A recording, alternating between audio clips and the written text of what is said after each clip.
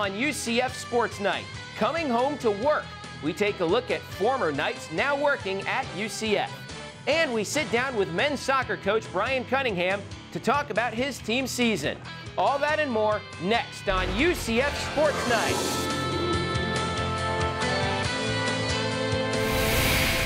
UCF Sports Night is brought to you by UCF TV.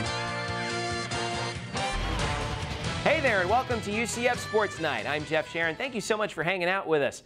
This week was a huge week for the women's soccer team as they headed out on the road to compete in the NCAA tournament.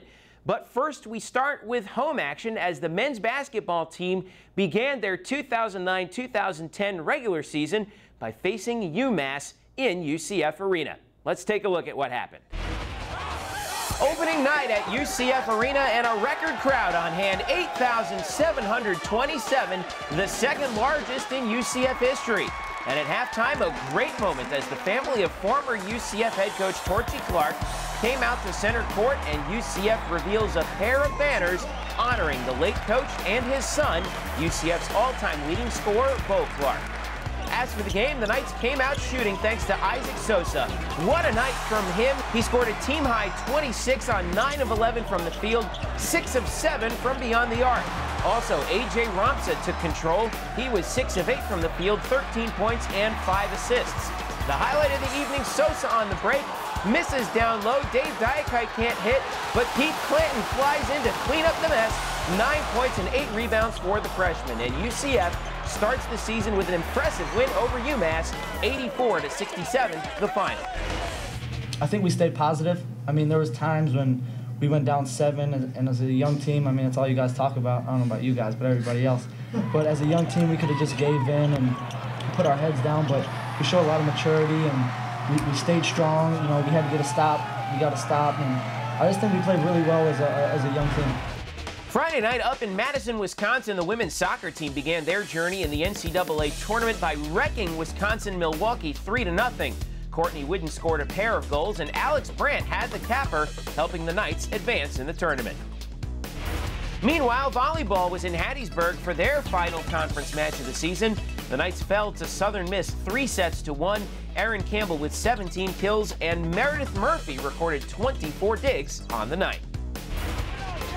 Homecoming Saturday for the football team at the Bright House as they took on number 15 Houston.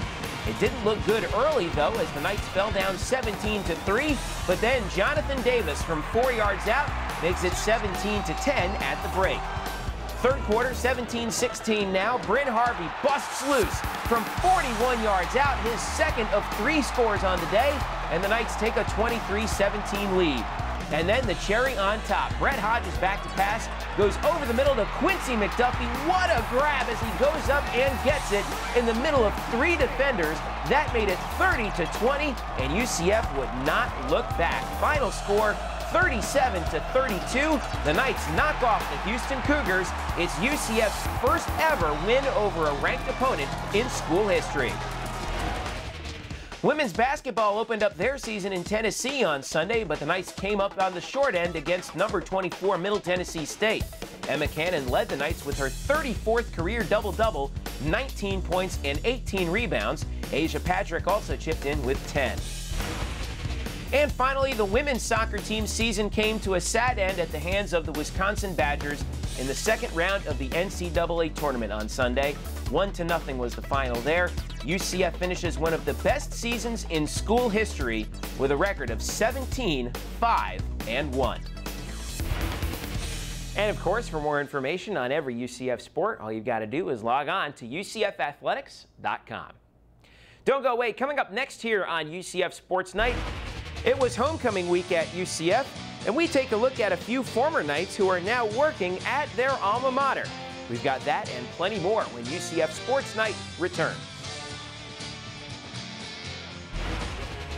Knight fans, UCF's final home football game versus Tulane next Saturday at 2 p.m. is also the Knights Canned Food Drive. You can help the UCF Student Athlete Advisory Committee compete against other Conference USA schools by collecting the most food for the community. More information at 407 UCF 1000 and at UCFathletics.com.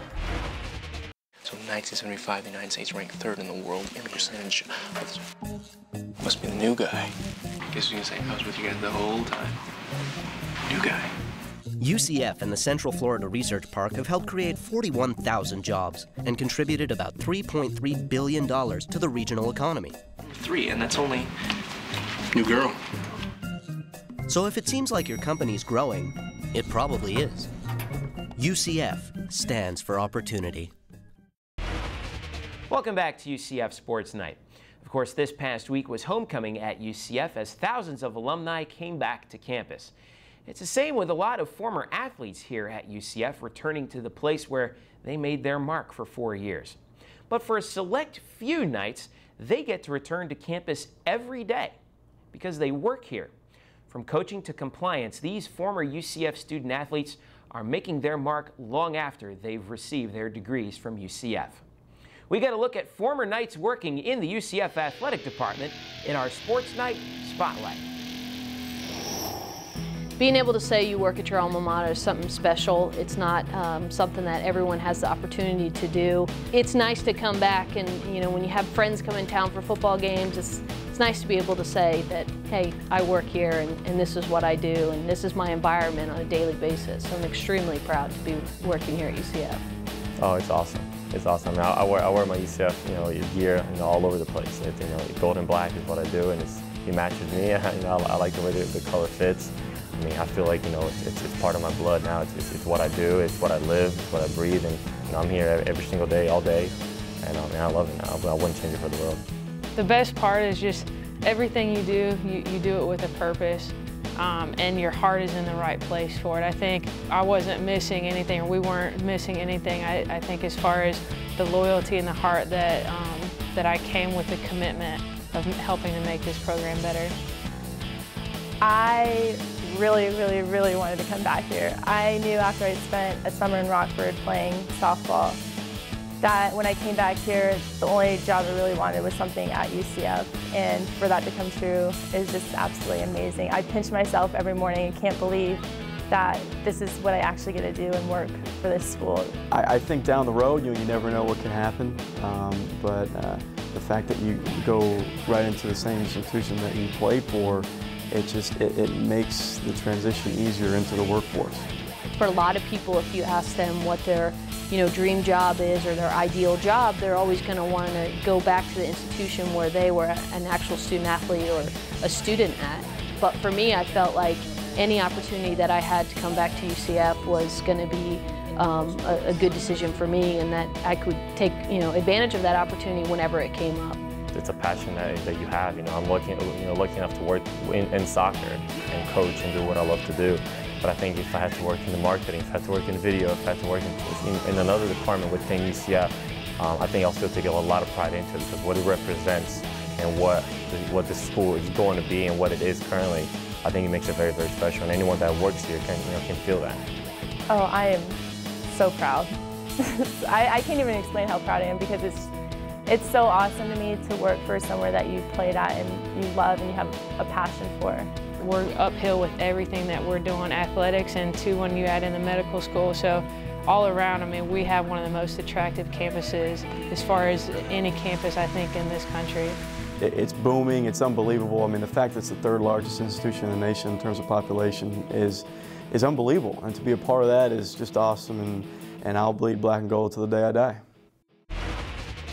And of course, for more information on all of the staff here at UCF, all you've got to do is log on to UCFathletics.com.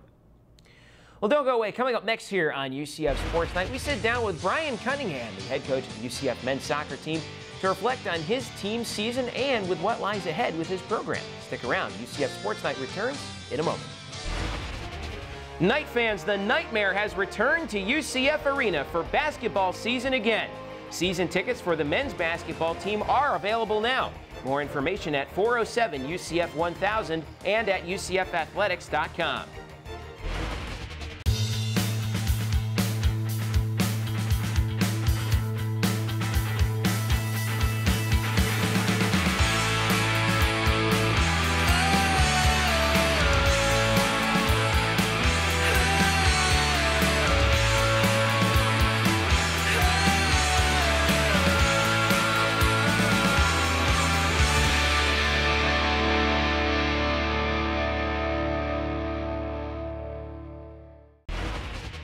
Welcome back to UCF Sports Night. Joining me now, Bryan Cunningham, the head coach of the UCF men's soccer team, coming off the conclusion of their season. Coach, how are you? Fantastic, thank you. All right, thanks for joining us. And give me your impressions of the season so far. I know the result wasn't quite what you wanted, but there were some good things that happened for UCF men's soccer this year. Yeah, there's a lot of pluses and minuses. You know, we started a very young team, so I felt like going into this season there was going to be a lot of peaks and valleys, and you know, hopefully that the peaks were more than the valleys. But unfortunately, you know, as the season kind of progressed, you know, sometimes our youth got the best of us for good and bad reasons, and you know, ultimately we weren't good enough to make the conference tournament this year. But you know, all in all, we hope we can build on some of the successes we had on the offensive front, which, you know, we statistically improved in every single category, scoring a lot of goals and creating a lot of chances, and that's a huge plus for us from where we were a year ago. And on the defensive end, you know, we started 4 freshmen in the back, and we started a freshman goalkeeper, so we gave up a little more goals than I wanted to, but it's something we'll concentrate on here in the offseason as we prepare for 2010. You had a lot of pleasant surprises this year for the team. What, in your opinion, was the biggest one? Just the overall maturity level of the freshmen coming in. They really bought into our system of play and really adapted to the college experience, if you will, and what all comes with being a student athlete at a Division I level in a tough conference. And I really was impressed with how they came in and were able to merge, if you will, with the upperclassmen, although very few of them, and kind of get, you know, a good start from the very beginning. They came in fit, they came in mentally strong, and it really helped pay off during the season. One of those guys that you talk about, especially on the freshman class, you know, Nick Robeson led the team in scoring. He scored 8 goals, was fantastic for you this year.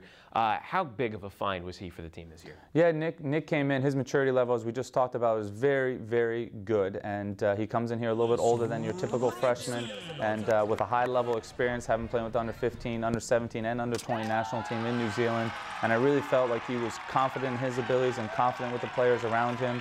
Put himself in some great positions and also gave players some good assists, if you will, and some chances to finish, and they did ultimately. And Nick finished, I think, actually leading the conference in points, which is a combination of goals and assists. And we have a lot to work on him with, though, in the offseason, getting him stronger and getting him a little bit better off the ball and his understanding of the game, and the college game in particular. So hopefully we can double his output for next year. One of your other freshmen as well, Sean Doyle in goal. What a fantastic job stepping right into that starting goalkeeper position for you. Yeah, Sean had his ups and downs as well, but again, when you had 4 freshmen in front of him being a freshman himself, it's a sharp learning curve, not just for him, but for the defenders as well, and the teams, the caliber of teams we play against. So Sean grew as the season went along, and he started to get better with his decision making and his saves, and we really felt like as a whole he really improved. And you know, from game to game he got better and got a little bit more confident, and the team got more confident in him, which helped propel him to new heights next year. Now, in a team where you had no seniors, which is, it's hard to believe when you think about it, but it's true. You guys had no seniors this year. Your captain, sort of an honorary senior, I think, in some ways, is Jeroen Bakker, who really stepped in and sort of carried the team for a stretch as well, and was the real and really stepped up in that leadership role. Yeah, you know, Jeroen did a great job, and we really felt like we put a plan in place 3 years ago to try and grow this team, with our first recruiting class kind of coming last year as freshmen, and they've really matured well, and we hope to keep maturing. And Jeroen came in, even as a junior, the players respect him, they respect his work ethic and his attitude and his approach to the game. The coaches respect that, and then he's able to kind of throw the team on his shoulders and get them going when, you know, in good times and in bad, and that'll be very pivotal for us moving forward as well.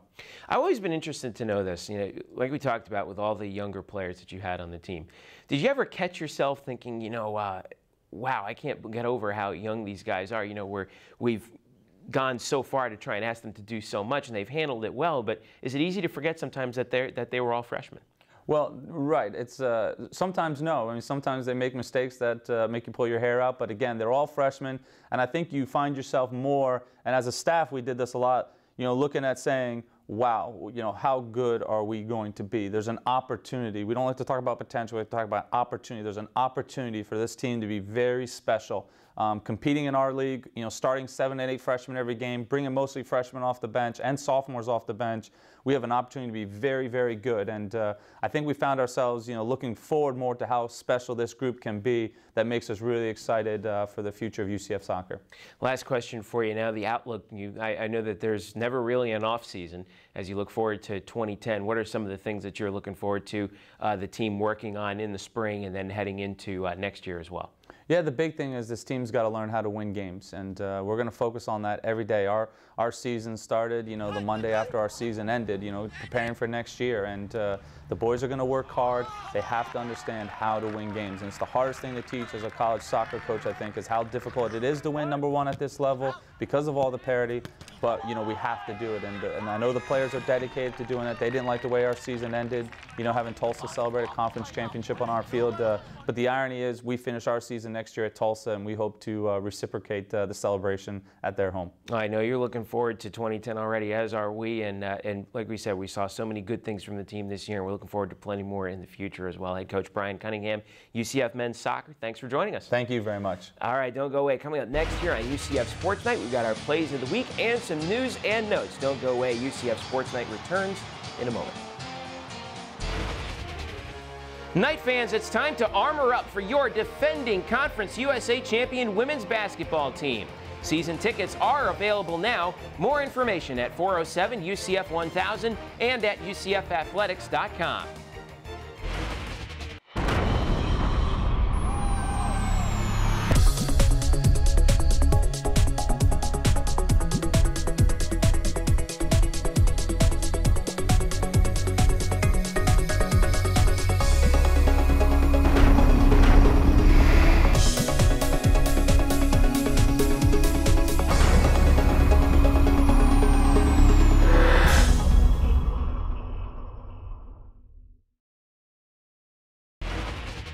Welcome back to UCF Sports Night. Plays of the week are in a moment, but first, let's have a look at some news and notes from the past couple weeks. News from baseball, Chris Duffy has been named the Bright House Network Student Athlete of the Week. The senior outfielder was outstanding in the Black and Gold World Series, going 5 for 11 at the plate with 3 doubles, 4 RBIs, and 4 runs scored. 3 of his hits came in the final game of the series, helping his Gold team to a victory. Duffy and the Knights now get ready for the spring, beginning with their opening series on February 19th. And speaking of which, the baseball schedule has been released for the 2010 season. It all starts with a 3-game set at home against Savannah State. The Knights have 19 of their first 21 games at home before conference play begins, including matchups with Miami, USF, and UNF. In conference, the Knights have home series with UAB, Rice, Memphis, and East Carolina, and the Conference USA Championship Tournament goes May 26th through the 30th in Houston, Texas. To view the complete schedule and ticket information, visit UCFathletics.com. And 3 men's soccer players are taking home conference awards. Midfielder Yaron Bacher has been named to the All-Conference USA second team. The junior team captain was second on the Knights with 6 goals this season. His fellow midfielder Kevon George also picked up a spot on the All-Conference second team. And forward Nick Robeson was named to the All-Conference third team and the All-Conference freshman team. He led UCF with 8 goals this season and also led the entire conference in total points. Time for our Sports Night Plays of the Week. Play number 3 men's basketball against UMass. Watch the scrum underneath the hoop. Dave Diakite can't put it home, but Keith Clanton can. He swoops in from nowhere to get the big putback jam. Check it out again as Keith skies high to help the Knights to the victory over the Minutemen. Play number 2, football against Houston. Brett Hodges back to pass, finds Quincy McDuffie over the middle, who goes up and gets it in the middle of 3 defenders for the touchdown. Watch it again as Quincy goes up high. What a catch, helping the Knights over number 15 Houston. But play number 1 belongs to basketball as the Knights honored a great family on Friday, raising banners to the rafters at UCF Arena in honor of the late great coach Torchy Clark and his son and former player Bo.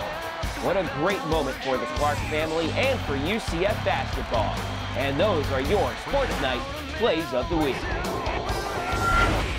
Basketball season gets into full swing in the week ahead. Things start on Tuesday as the men's team plays in its first round game in the Glenn Wilkes Classic. The Knights take on Howard at UCF Arena. Tip-off is set for 7 p.m. and you can see it live on UCFathletics.com or hear it on the Knights flagship station, 740 The Game.